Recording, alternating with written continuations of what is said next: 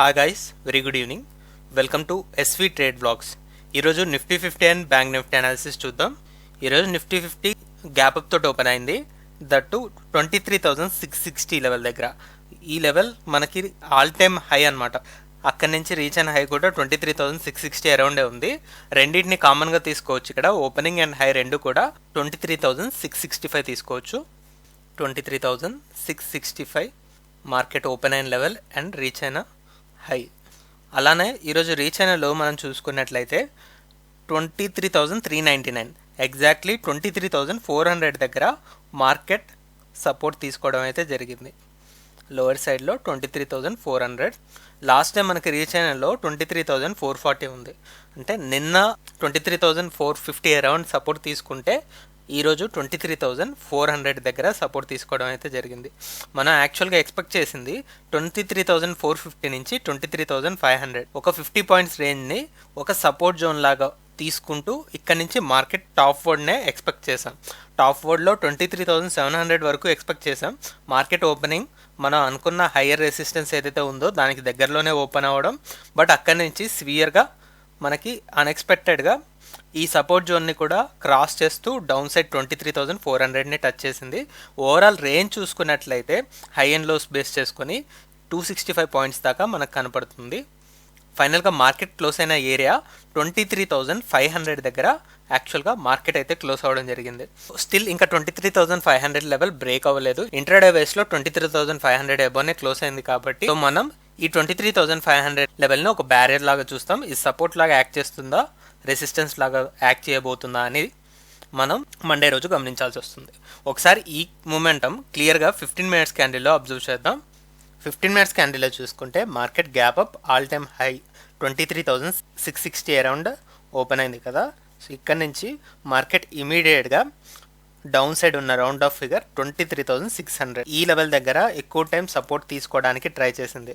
So ఇక్కడ కంటిన్యూస్గా more than 1 hour ఈ 23,600ని టచ్ చేస్తూనే వెళ్ళాయి ప్రతి క్యాండిల్ కూడా. ఎప్పుడైతే 10:30 క్యాండిల్లో మనకి 23,600 నుంచి ఒక 50 పాయింట్స్ డ్రాగ్ చేస్తూ డౌన్ సైడ్ క్లోజ్ అయిందో, సో ఈ సపోర్ట్ కాస్త మనకి 23,550 ఒక 50 పాయింట్స్ డౌన్ సైడ్ మూవ్ అవ్వడం జరిగింది.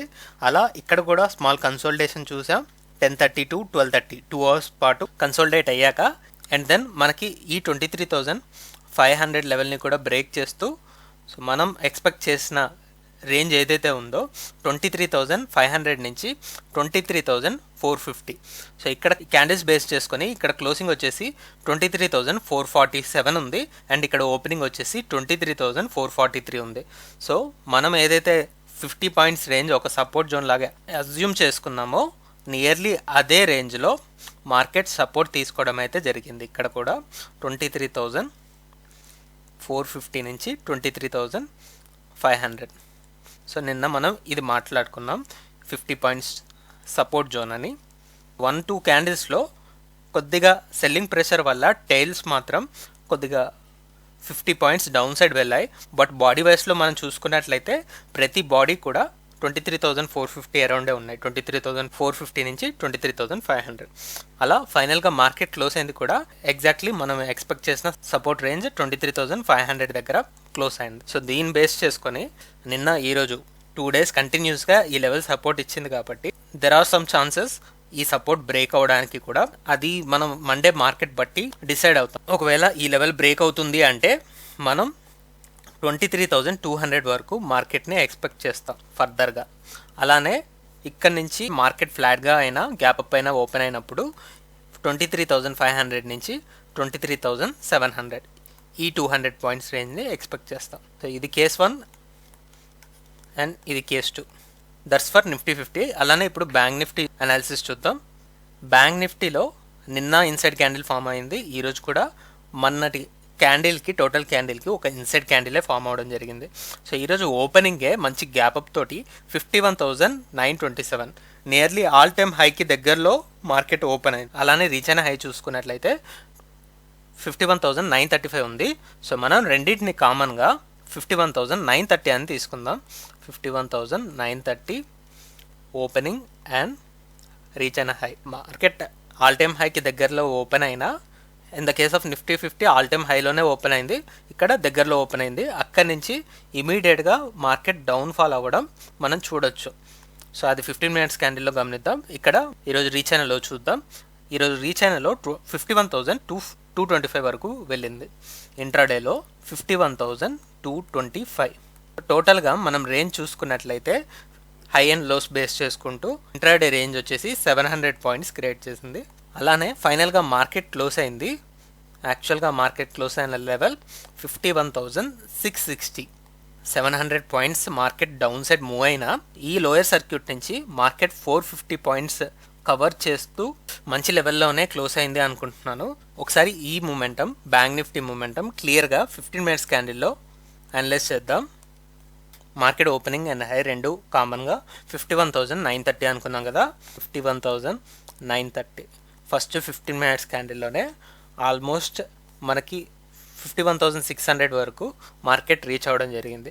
యాక్చువల్గా మనం నిన్న అనాలిసిస్ వీడియోలో మాట్లాడుకున్నది ఏంటంటే 51,600 నుంచి 51,800 ఆల్మోస్ట్ ఈ 200 పాయింట్స్ రేంజ్లోనే మార్కెట్ రిస్ట్రిక్ట్ అయింది కాబట్టి సో ఈ 200 పాయింట్స్ రేంజ్ ఒక క్రూషియల్ ఫ్యాక్టర్ లాగా యాక్ట్ చేస్తుంది అనుకున్నాం. 51,800 అండ్ 51,600 అయితే ఫస్ట్ 15 మినిట్స్ క్యాండిల్లోనే మనకి ఈ రేంజ్లోకి వచ్చేసింది మార్కెట్. అండ్ సెకండ్ 15 మినిట్స్ క్యాండిల్లో మనకి 51,600 బిలో క్యాండిల్స్ అయితే క్లోజ్ అవ్వడం జరిగింది. సో ఒకవేళ దీని బిలో మార్కెట్ వెళ్తుంది అంటే మనం ఎక్స్పెక్ట్ చేసింది ఇంకొక 300 పాయింట్స్ కరెక్ట్ అవుతూ టోటల్ 500 పాయింట్స్ రేంజ్ అనుకున్నాం. అదేవిధంగా 51,600కి ఫర్దర్గా 300 పాయింట్స్ అంటే మనకి 51,300 వస్తుంది. సో 51,300 దగ్గర మార్కెట్ సపోర్ట్ తీసుకోవడం క్లియర్గా తెలుస్తుంది. అయితే ఇది రెసిస్టెన్స్ జోన్ లాగైనా సపోర్ట్ జోన్ లాగైనా యాక్ట్ చేస్తుంది అనుకున్నాం. మార్కెట్ ఓపెనింగ్ బట్టి మనం ఏదనేది డిసైడ్ అవుతామని నిన్న అనాలిసిస్ వీడియోలో మాట్లాడుకున్నాం. అలా మార్కెట్ ఈరోజు ఇనిషియల్గా ఈ లెవెల్లో ఓపెన్ అవుతుండడం వల్ల నేను ఎక్స్పెక్ట్ చేసింది ఇనిషియల్గా ఇది సపోర్ట్ జోన్లానే యాక్ట్ చేస్తుంది అనుకున్నాను. బట్ ఎప్పుడైతే ఫస్ట్ 15 మినిట్స్ క్యాండిల్లోనే మార్కెట్ ఈ లెవెల్కి డ్రాగ్ చేసిందో సెకండ్ 15 మినిట్స్ క్యాండిల్లో మనకు ఒక కన్ఫర్మేషన్ వచ్చింది. ఆ తర్వాత ఇది సపోర్ట్ జోన్ లాగా కాదు, మనకి ఒక రెసిస్టెన్స్ జోన్ లాగా యాక్ట్ చేస్తుంది అని డిసైడ్ అయిపోయాం. సో దెన్ మార్కెట్ కంప్లీట్లీ ఒక రేంజ్ బౌండెడ్నెస్లోనే ఉండిపోయింది.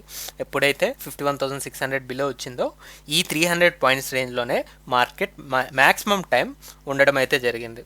సెకండ్ హాఫ్లో 2 టైమ్స్ మనకి ఈ 200 పాయింట్స్ జోన్కి రావడానికి ట్రై చేసింది, కానీ ఫైనల్గా క్లోజింగ్ కూడా ఇన్ బిట్వీనే వచ్చింది. ఈ జోన్లోనే క్లోజ్ అయింది. 51,660 యాక్చువల్ బ్యాంక్ నిఫ్టీ క్లోజింగ్.